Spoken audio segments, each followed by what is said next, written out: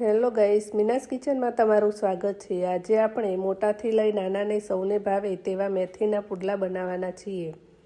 તો ચાલો આપણે બનાવીએ। મેથી કટ કરી લીધી છે। મેં અહીંયા ઘઉંના લોટમાં બનાવ્યા છે। તમે ચણાના લોટમાં પણ બનાવી શકો છો। મેં અહીંયા અંદાજે 3 વાટકી જેટલો ઘઉંનો લોટ લીધો છે।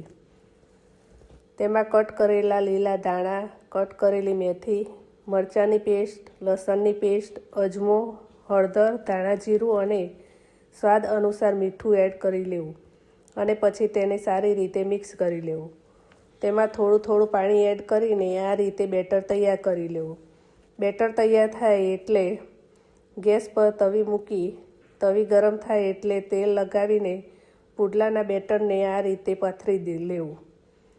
આ રીતે બધા પુડલા બનાવી લેવા। શિયાળામાં મેથીના પુડલા ખાવાની ખૂબ જ મજા આવે છે।